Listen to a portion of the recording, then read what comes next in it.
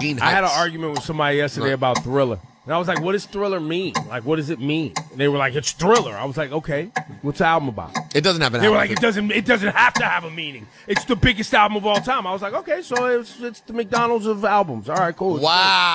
You call McDonald's album. It's just giant, sold, mad. All right, it's great. Nah, beat it. Beat it's the Big Mac.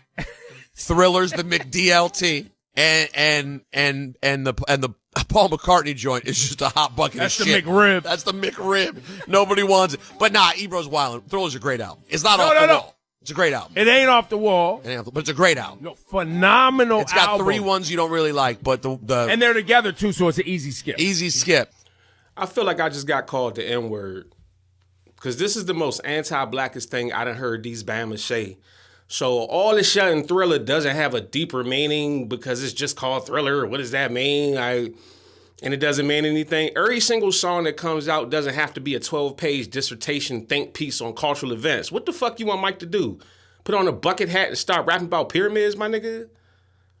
Seriously, this kind of talk is so corny to me that we gonna sit here and criticize the complexity of something that came out in a completely different musical landscape and yet somehow transcended multiple eras of the music industry, culture, and history. Y'all niggas just trying to sound smart with your dumb asses. Answer me this, if Thriller is the McDonald's of albums, then why are people still ordering it 40 years later? Imagine insulting someone for making timeless hits that have been relevant in 5 different decades. 3 skips? You got 3 whole songs that you would skip? Okay. I bet so. Sounds like you out of touch.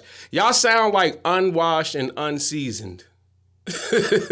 How you gonna diss The Girl Is Mine, though? Like, ain't Paul McCartney your cousins or something with your bland asses? Man, get out of here. To disrespect the genius that is Thriller when it's the greatest selling album of all time is asinine, assa 10, assa 11. There's a reason the greatest artists to ever live respect and emulate MJ. And y'all reduced the impact that it had globally to a fleeting topic on a podcast. I see why y'all show got canceled. You know what? I, with the power invested in me, of the Glitter Glove, hereby sentence you two to 3 Shimones and a shika chicka. I mean, you're talking about a man whose impact was so great. You have people who literally passed out in the theaters watching a movie starring his nephew playing him. Think about that for a second. This is the end of the movie.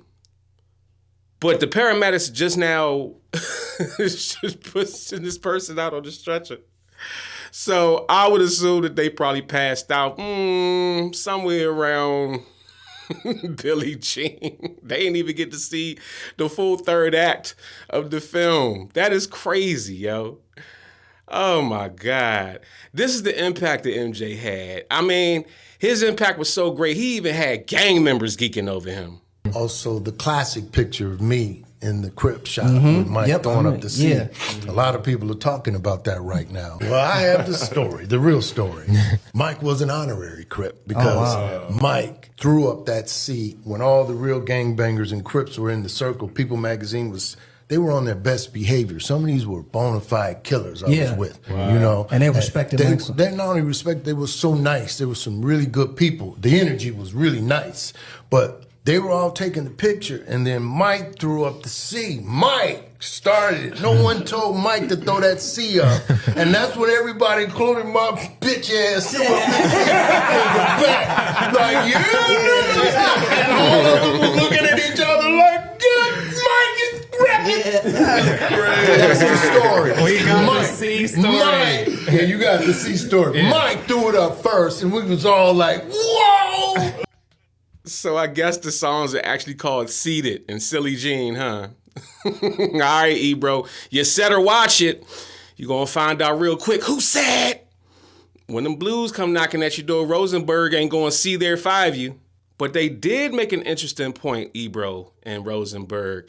He said Thriller is not off the wall. I often ask people which album do they choose or which one do they think is better, Thriller or Off the Wall. So let me know in the comments section which album you think is better.